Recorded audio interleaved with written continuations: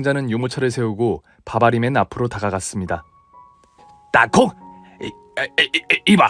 이건 날씨가 추워서 쪼그라든 거야. 원래는 땅콩이 아니라 호두만 하다고. 그래? 그럼 내가 따뜻하게 데펴주겠어. 이리 가까이 와보라오. 그러자 바바리맨은 조금 놀라서 뒷걸음질을 치더라고요. 그런데 그때 성자가 발차기로 바바리맨의 땅콩을 박살내고 말았습니다. 안돼! 나의 보물리로 안돼! 기깎게 보물이야? 없는 기나 있는 기나 별반 차이가 없어 보인다 야. 보안이 쓸데가 없는 것 같으니까 이참에 싹둑 잘라버려라. 이 쇠스케 같은 새끼야. 보물은 쓰러져 있는 바바리맨 등에 발을 올리고 경찰서에 신고를 했답니다. 그리고서 바바리맨의 코트를 벗겨버리더니 멀리 던져버렸어요. 그는 알몸인 채 움직이지 못하고 경찰이 올 때까지 사람들에게 돌을 맞았고 어른들의 침을 실컷 맞았네요. 성자는 사람들에게 박수를 받으며 유모차를 끌고 공원 밖으로 나갔습니다. 성자야, 너 대단하다. 무슨 싸움하는 법이라도 배운 거야? 아닙니다. 그냥 혼자서 살아오다 보니 별의별 일을 다 겪어서 이런 일은 아무것도 아닙니다. 저런 아새끼는 고자가 되어야 정신을 차린단 말이디요. 그 말이 끝나기 무섭게 구급차에 실려가는 바바리맨의 목소리가 들렸습니다. 내가 고자라니! 가망이 없다는 소리를 듣다니! 아직 자식도 없는데 벌써 고자라니! 저희 앞에 구급차가 지나가자 성자와 저는 웃음을 터뜨리고 말았습니다. 이 일을 계기로 더욱더 성자와 친해졌어요. 그리고 저나 성자는 서로가 오래전부터 알고 지내던 친구로 느껴져서 서로에게 애정을 아끼지 않았답니다. 성자야, 설비말하고 옷 좀 사왔다. 이거 너한테 어울릴 것 같더라. 설비말이매? 내래 인생 살면서 이런 큰 선물은 처음 받아봅니다. 아지마이는 얼굴만 곱상한 것이 아니라 심성도 비단결 같소. 감사합니다. 그럼 그 옷 입고 만날 사람은 있어? 부모님이나 친구 말이야. 부모님은 15년 전에 죽었습니다. 친구 같은 건 일 없어서 키우지 않습니다. 아이고, 내가 괜한 걸 물었나 보네. 미안하다 성자야. 일 없습니다. 그리고 이 옷 입고 우승이랑 바깥바람 쐬러 다녀오면 됩니다. 잘 입겠습니다. 성자는 겉으로 보기에 강해 보였지만 눈동자를 보면 늘 슬픔에 젖어 있어서 약해 보였답니다. 성자는 일을 중간에 그만두지 않고 해가 바뀌어도 계속해서 보모 일을 해주었어요. 저녁에는 식당에서 일한다고 하는 걸 보니 하루 종일 일만 하면서 사는 것 같더라고요. 평범한 일상이면서도 재밌는 저의 하루는 늘 성자가 끼어 있었습니다. 물론 자식과 손주가 주는 기쁨이 있긴 했지만 성자를 보고 나서는 잃어버린 딸에 대한 생각도 떠오르지 않았고 마음이 편안했답니다.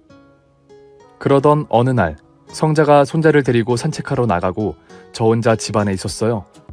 그날은 온몸이 뻐근해서 움직이는 게 쉽지 않더라고요.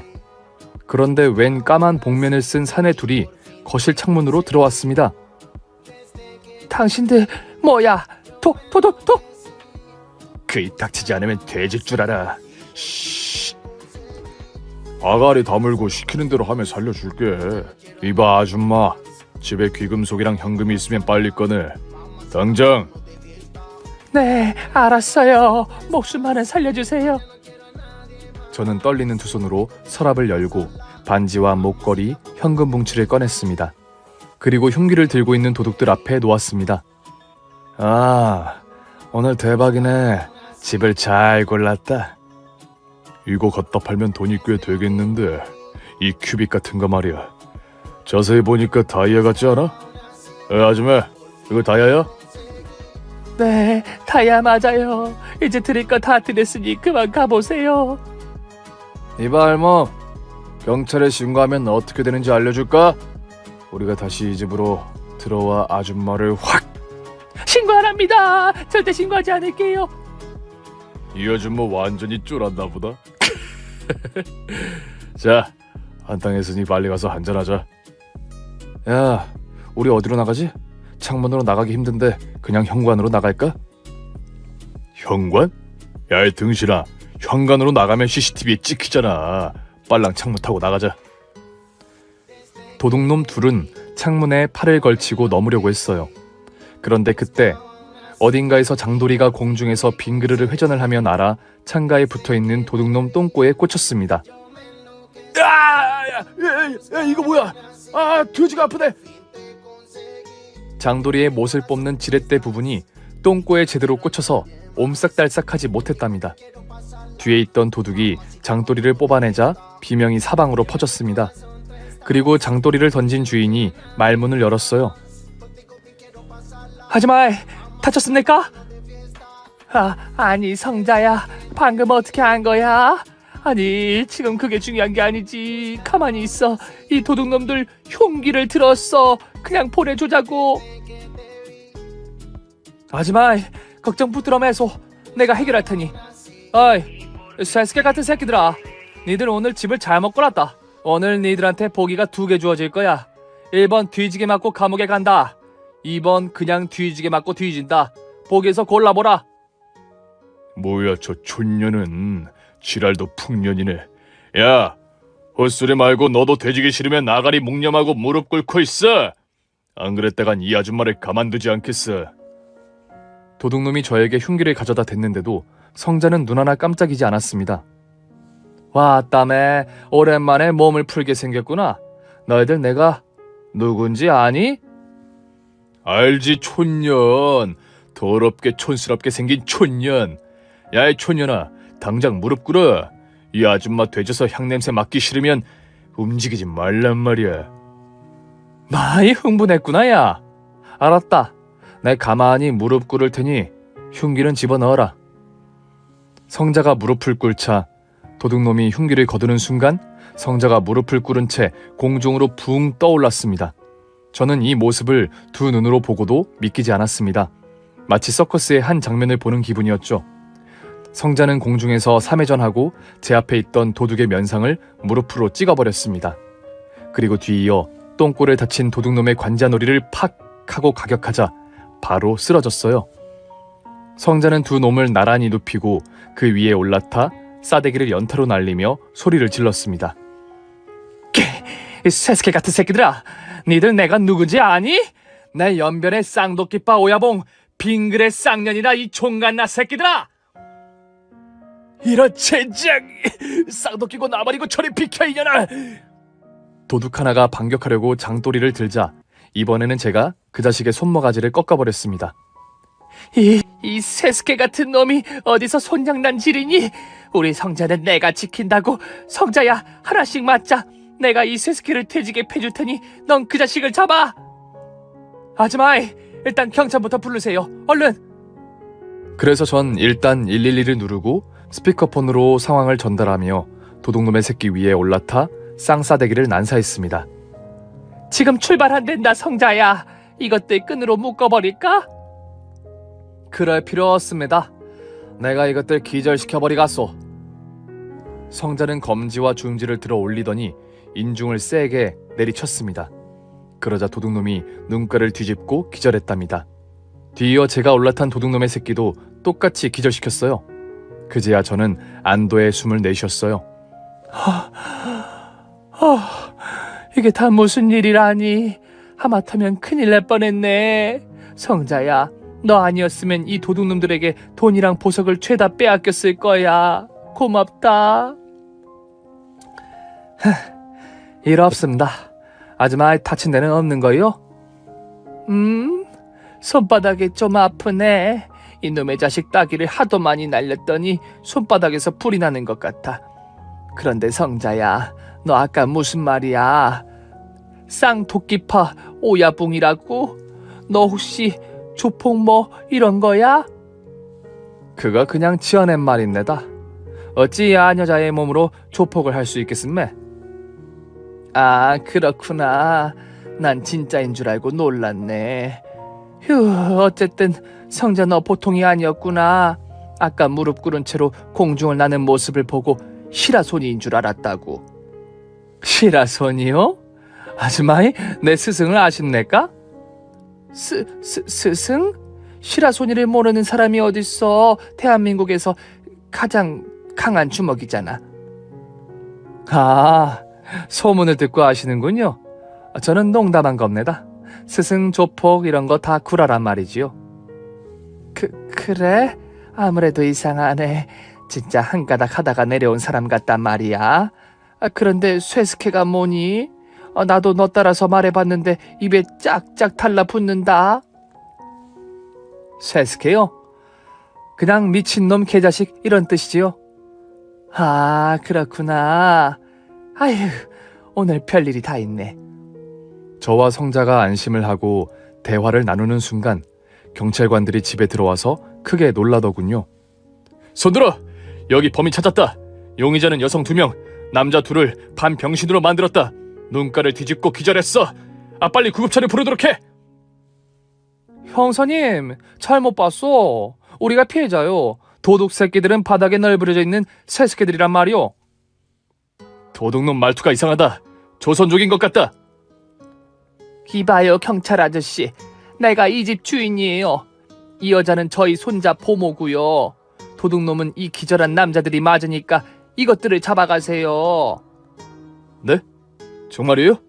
그럼 이 여자분이 건장한 사내 2를 때려 눕힌 거예요? 맞아요. 그런데 나도 조금 거들었어요. 어쨌든 빨리 이것들 좀 잡아가세요.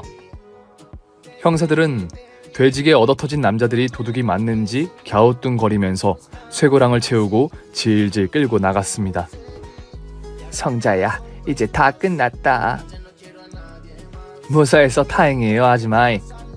어머, 이 땀 좀 봐. 성자 힘을 많이 써서 힘들었구나. 그런데 이건 문신이잖아. 성자의 목덜미를 타고 흐르는 땀을 닦아주다가 그 밑으로 보이는 용문신을 보고 경악하고 말았습니다. 손 치우시라요. 이건 그냥 멋내기용으로 철없는 나이에 했던 겁니다. 아니, 내가 보기엔 쌍도끼파 오야붕의 시라소니의 제자가 맞는 것 같다. 네가 한 말들은 모두 사실인 게지? 휴, 이런, 들켜버렸네. 마음 잡고 열심히 살려고 하는데 항상 이놈의 문신이 발목을 잡는구만 기래. 아줌마의 말이 맞소. 내래 이연변에서 깡패들 죄다 씹어먹던 빙그레 쌍년입니다. 빙그레 뭐라고? 지금 그게 중요한 게 아닙니다, 아줌마이. 내 과거를 알았으니 해고할 거요? 뭐? 그게 그러니까 전직 깡패라면 뭐랄까.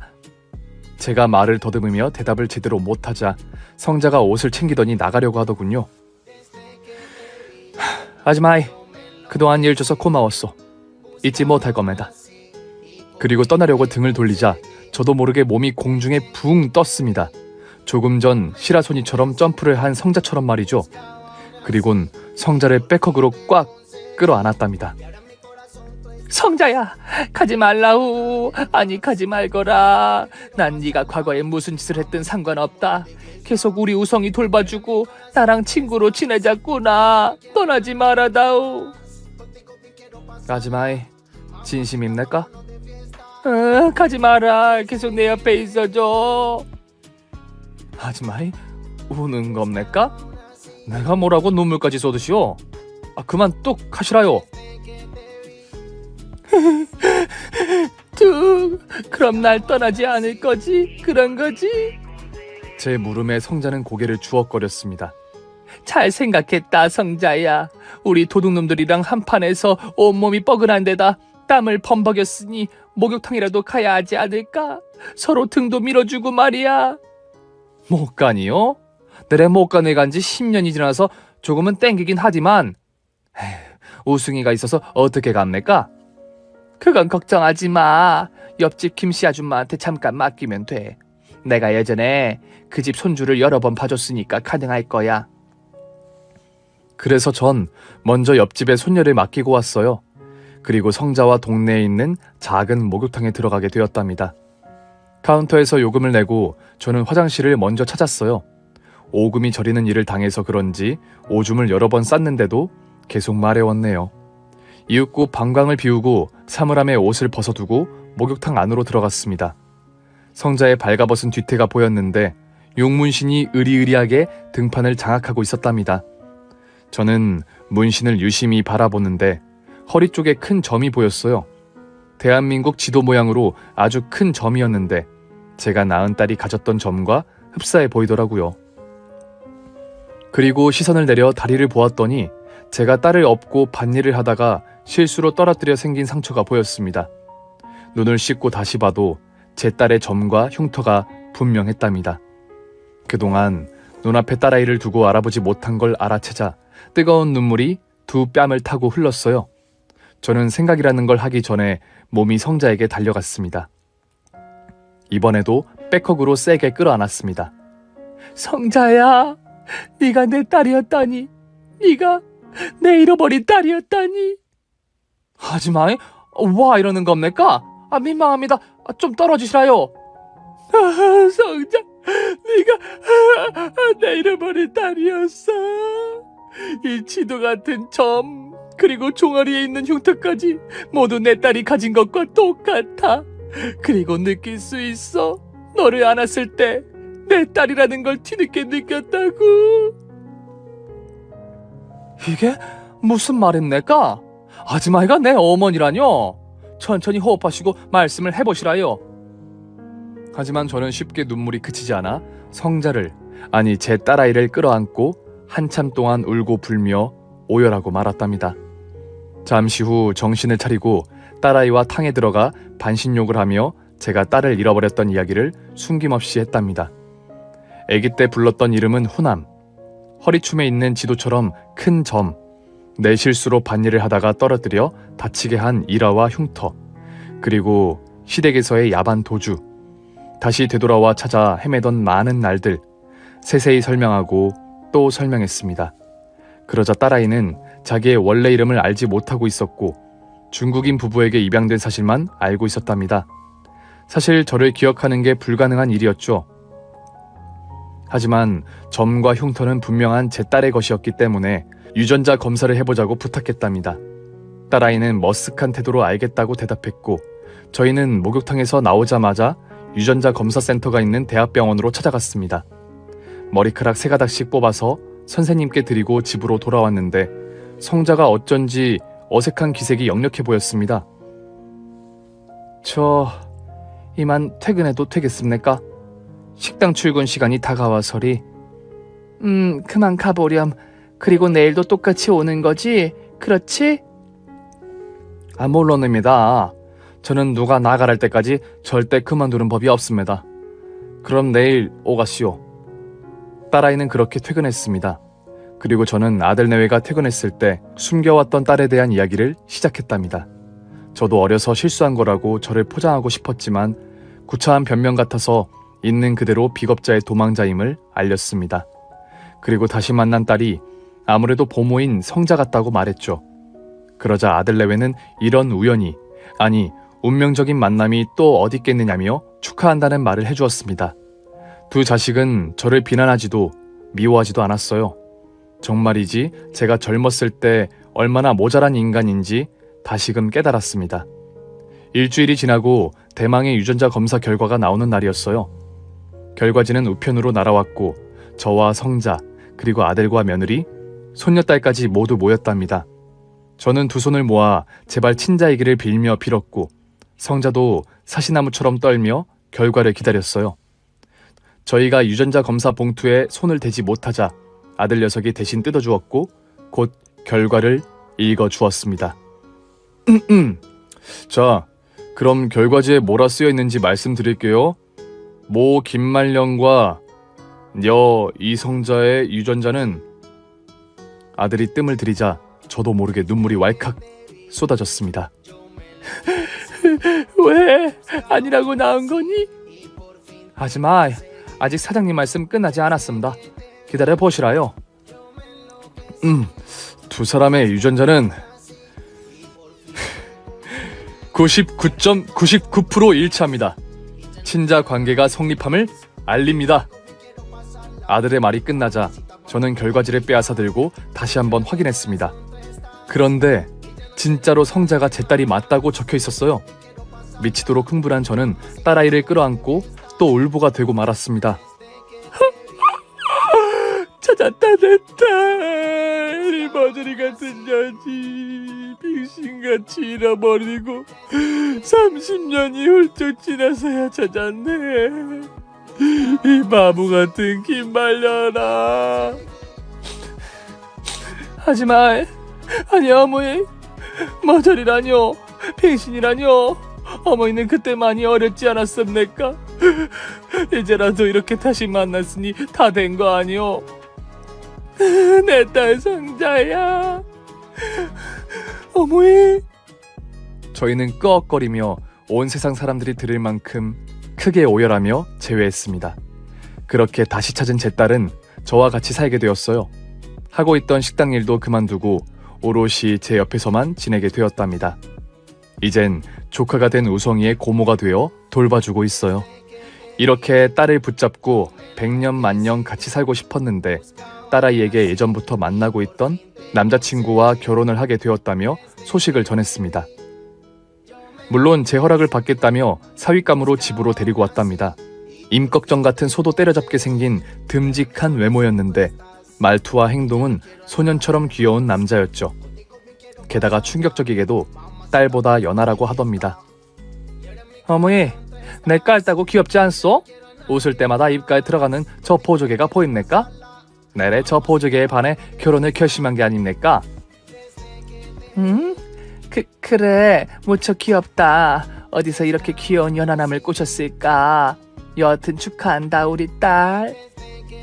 어머니가 혼주석에 떡하니 버텨주시라요. 그리고 이 아새끼가 까불면 어머니가 작사를 내주시라요. 그럼 이보게, 자네 내 딸 올리면 시라손이 박치기, 그리고 쌍도끼로 쌍방울을 깨버릴 거야. 알았냐? 이 쇠스케. 아니, 욕은 하면 안 되지. 알아들었나? 그러자 사위와 아들내외는 당황한 표정을 지었고 저와 딸만이 깔깔거리며 웃을 수 있었습니다. 딸아이는 결혼을 하고 신혼집을 제 집 바로 앞집으로 마련했어요. 저와는 다시 헤어지고 싶지 않다며 딸애가 결정한 일이었죠. 그래서 거의 매일 오가며 다정한 모녀 사이로 지냈답니다. 이듬해 손녀딸을 낳았어요. 그래서 제 손자 우성이와 같이 저희 집에서 키웠답니다. 그렇게 세월은 20년이 더 흘러 제 나이가 70대가 되었고 딸아이가 50대가 되었네요. 이젠 서로가 건강을 걱정하는 사이로 지내고 있답니다. 그리고 재밌는 일화가 하나 있는데 얼마 전 딸과 저희 집에서 도란도란 화투를 치고 있었는데 도둑이 들었어요. 저희는 겁을 먹기는커녕 옛 기억이 되살아나서 깔깔거리며 자리에서 일어나 도둑놈들을 전과 같이 때려잡고 말았답니다. 딸과 하이파이브를 하고 땀을 닦으러 목욕탕을 다녀왔죠. 에휴, 못난 애미의 사연을 써봤는데 어떠셨을지 모르겠네요. 한심하고 바보 같은 사람이지만 하늘이 용서하고 다시 딸을 찾아서 아주 많이 행복하답니다. 부디 재밌게 들어주셨길 바라며 이만 글을 마치겠습니다. 모두 자식들과 엄마와 행복한 시간을 보내시길 바랍니다. 오늘의 사연은 가슴이 뭉클하기도 하고 재밌는 일화도 참 많네요. 웃다가 울다가 반복하셨을 분들이 많이 계시겠죠?